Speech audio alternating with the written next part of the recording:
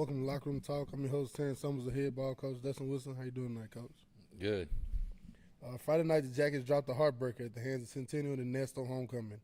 If you're a fan of defense, this is your game.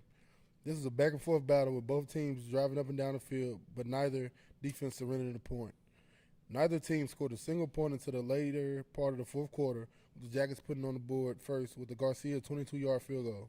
The Cougars would answer that score with a touchdown with under a minute remaining in the ball game to steal a 7-3 win in the Nest. Good, bad, ugly. This is what to describe it Friday night, Coach. Yeah, from the coaching part of it, it's just feels like it's the same thing over and over the 3 times this year. So just wanting to tell the kids something good because they play hard and we fight hard, and just got to convert a little bit more on offense. And that first fourth down there early in the first half when we're down on the concession stand end, where we go for it versus I didn't like Brian's angle there because he's still learning the ropes and kicking, but we just got to convert and find a way, and even icing it late, we got a chance to convert, and that's just complimentary football. You got 2-minute offenses, you got 4-minute offenses, you got hurry up offenses, but then the same thing on the defensive side of the ball. It's 3-0 late there. They got a long field and screen. Then about a 10 to 12 yard out and a touchdown. So we knew what they were. They threw to their dude. Great coverage, great throw, great catch. That's just part of it. It's a game the referees wasn't involved in high school football. It's just good football and just ready to talk to the boys in a good manner, and because they're fighting like crazy. Just that left column we're looking for ain't been able to get a number in it here recently, but it'll happen. It's going to happen. They're going to keep playing, and we'll keep coaching, and fans will keep fanning, and you'll keep announcing, and everything will keep rolling. It's good things. We ain't getting that result we want. I got here in the first quarter of the games this year. The Jackets have outscored their opponents 413 to 164. Fourth quarter, the Jackets scored 148, and the other team, the opponent scored 404. Yeah, obviously not the thing, great start, but just not finishing well sometimes. And like you said, it's just, in my opinion, you got a lot of young guys on this team still learning, trying to learn how to win. Yeah, the one that set goes is a sophomore. Yeah. If it's him or Bryce, but and your linemen, they're still whether it's 4 juniors and a sophomore, but defensively, maybe your stat there is the reason why a lot of seniors, and one that stepped up big for us the other night, I'll get to talk to in a minute, but just it does make a difference when you're older and you played a little bit. So, but still not an excuse and not a reason to not go down to Monday and Tuesday and Wednesday and Thursday and get after it at practice. We just got to continue to learn, and they are. We go through situations like, look at that 2-minute offense. And how many times do you go down to a 2-minute offense in a practice in high school football and you're worried about a screen? Yeah. So exactly. Now we will 3 be. of them. Yeah, that's correct. Yep. Dang, So can't practice that. yeah, it's just learning. Like our offense our freshmen our show team couldn't execute one to show them, but on our script last week, because they're a good screen team, was screen and was one-on-ones. Like we practiced it, but it ain't never that situation when you can't hear coach hollering at you and everybody's hollering and cheering for you. And it was under a minute right there at the end. You can only yell screen so loud, but hey, when they do that pass set and they let you go, there's only one way to learn it, and that's being in the mix. So lesson learned, and we're moving on, and got a big region game this week. But like the Centennial matchup, a good ball game, good dudes over there on the other sideline, well coached, and got to say it, but they got away with one the other night. So, but that's football, and definitely high school football. Definitely stole one Friday night on us. Yeah. But like you said, 4 seniors on the starting offense Friday night when I took the field. There was 3 receivers and a fullback. Sure, yeah. Quarterback, sophomore, running back, a junior, and like you said, 4 juniors on the offensive line, 1 sophomore. It's hard to, honestly, like, you come from last year. I know a lot of people were talking about, last year they beat us such and such. This, every game has been close, and, I hate to say it, but you have to learn how to win. And a lot of those young guys, they haven't won, and they're learning slowly but surely, and it's going to come about. Sophomores hadn't seen a win. We're sitting at the same spot we were last year if you look at the record. We're 2-3 halfway through the season. Those sophomores, hadn't seen much winning, so they see what it takes, I feel like. But it's just you got to find. I asked them earlier this week, hey, we got to find something just a little bit more to do better. So we've been asking for that this week, but they'll get that feeling, and we'll get it more often than the losing feeling, and we'll get better. We are getting better. Yes, sir. It's just, the casual fan. I'm sure they had a good ball game the other night, but if there's any on our side, you can feel deflated after watching that one because they were so close, and you're all there cheering for the kids. So just high school football, folks. That's what it is.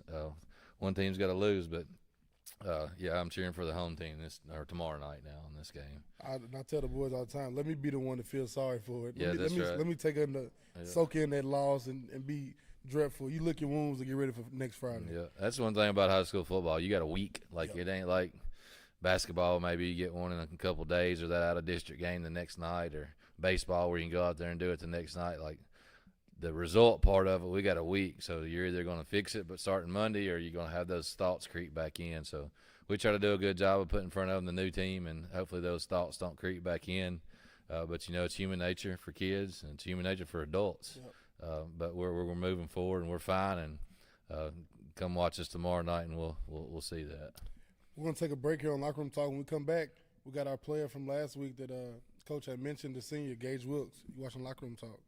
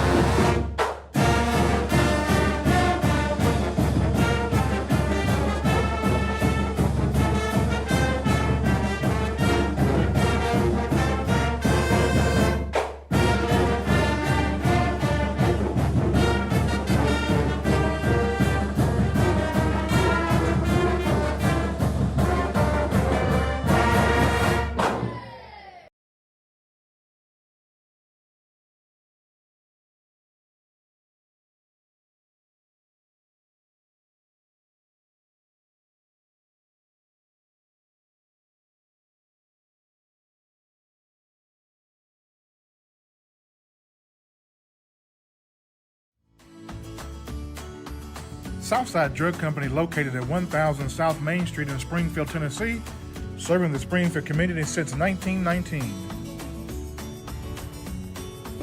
Go Jackets!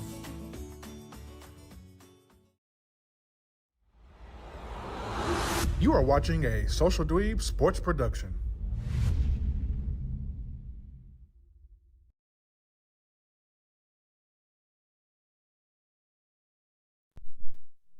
Welcome back to Lockeroom Talk. This time I'm joined by senior defensive lineman, offensive lineman Gage Wilkes. How you doing, man? Doing pretty good. Friday night you had a well of a game. Few tackles for loss, a sack. First of all, let's rewind back. Tell me about your journey through SHS, the program. Came in freshman year, made the bus as a freshman, playing linebacker behind Lil Joe, Cross, and all them, and playing fullback. Then sophomore year, got moved to the line, been coached by Coach Will. That was a huge transfer I had to make. Playing behind Grundy and LT, Cross, and all them, and then just learned a lot. Then come junior year, playing center, and that was a bit rough patch for me. Yep. But now, senior year, finally getting to play on the defensive side of the ball. Been waiting for an opportunity, and Friday I tried to take that and make the best out of it. Yeah, you did 4 tackles, 3 tackles for a loss, 1 sack Friday night for you. You like that, don't you? Yes, sir. You like that. What was the key for you being successful Friday night? I'm a D lineman. I'm listening, Gabe.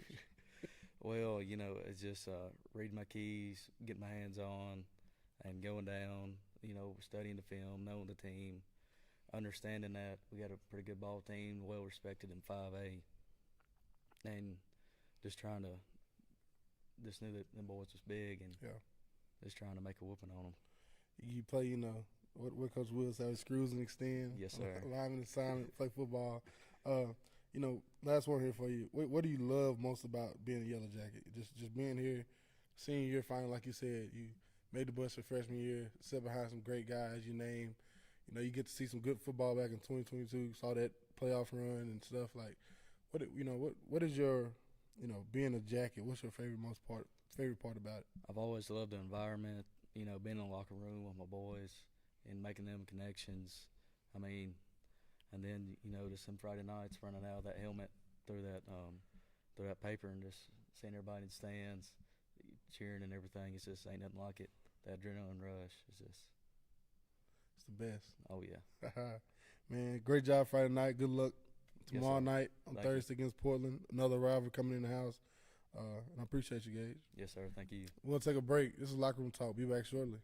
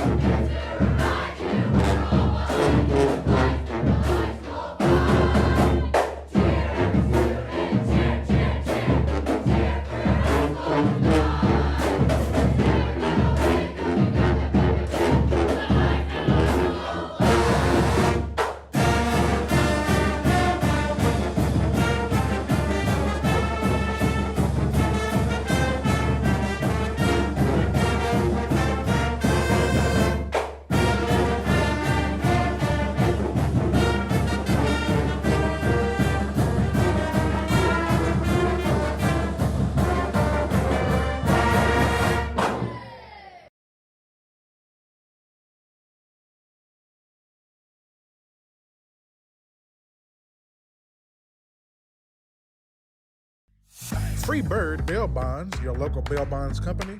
Call Josh England today.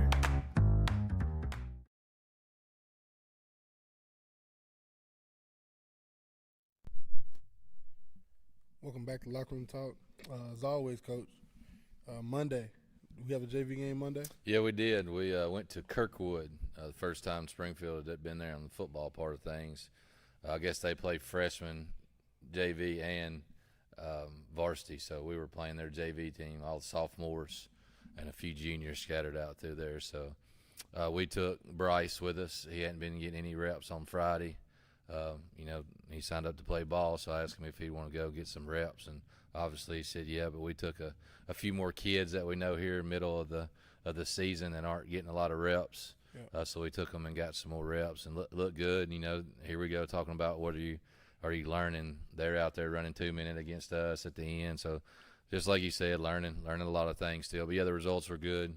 I don't remember the score exactly. I think we might have got close to 30, and they scored a couple of times on us there late.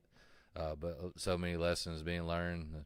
That line still coming together and playing a little bit better together. And obviously Bryce being behind them. So it's a whole group of sophomores. And then in the second half, we tried to make it all freshmen. So we went down there with that philosophy behind the game. It's sophomores the first half and then play the freshmen. And, yeah, we all did good, looked good.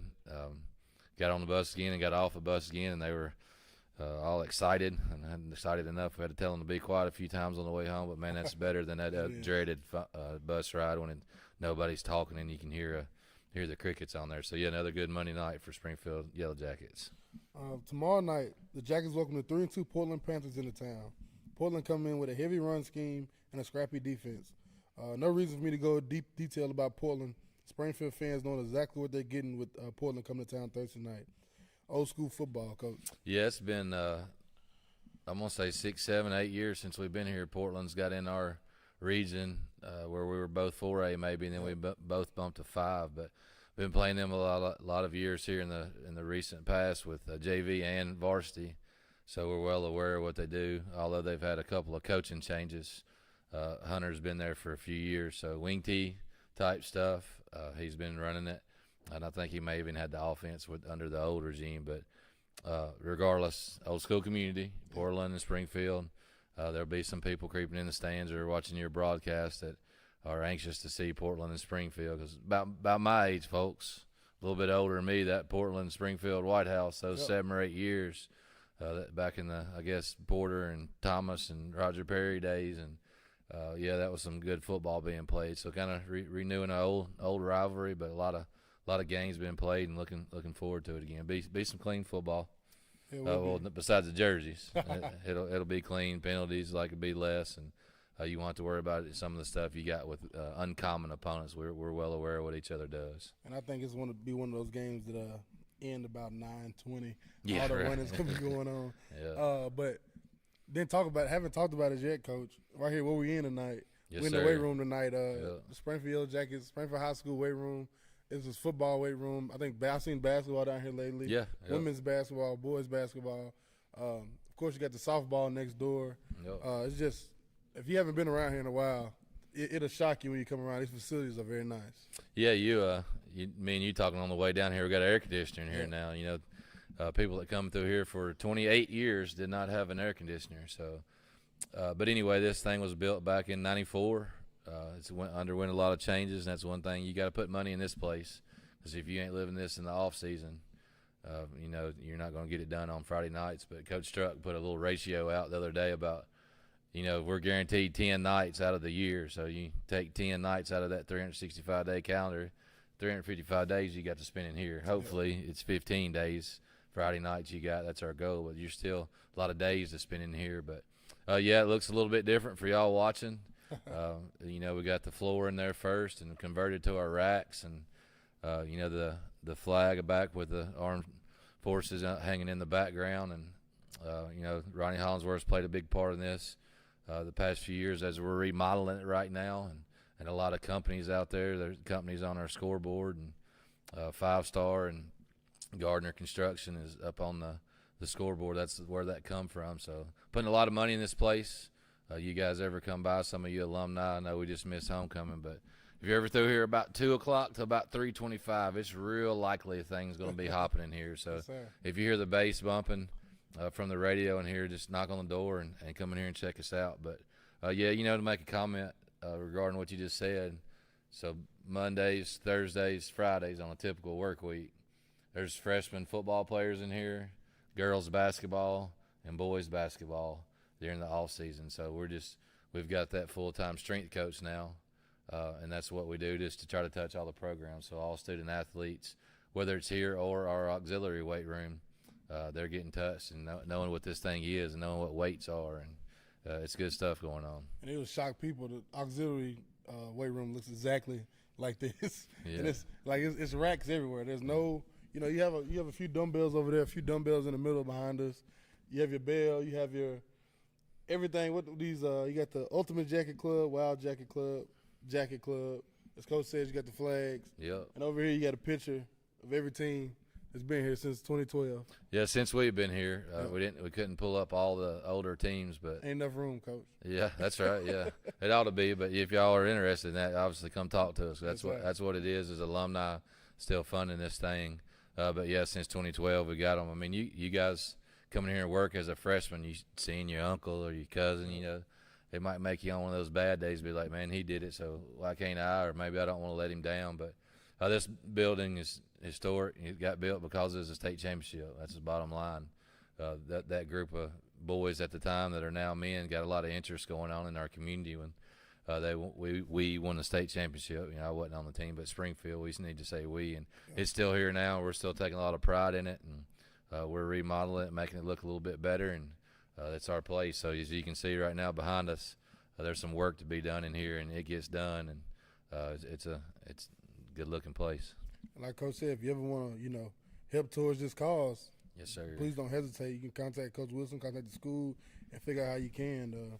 Any coaching announcements, as you know, The game is tomorrow night on Thursday. Yeah, now. so the big one, we made a change today. Watching the weather, I'm very, very, I'll just say it's stubborn. I don't like change. I don't want to change. I don't like forecasts because, I mean, they are what they are. But when you see one that's getting this late where it's going to rain and hurricane behind it, we felt like Thursday would be better off if we had to change. Then maybe Friday or Saturday would be a possibility. But you didn't want to be there on Friday and then looking at Saturday with a hurricane coming in. And be like, oh, we can't play this game or taking away our prep for the next week. So we just talked this morning as late as possible and talked about moving it. And they could get a bus here. You know, that being a visitor, it's a little bit easier on them to get a bus. And we made sure. But it looks like everybody that replied to me could make the change. So we made the change, folks, tomorrow night. I don't know that we've ever played on a Thursday here, to be honest with you.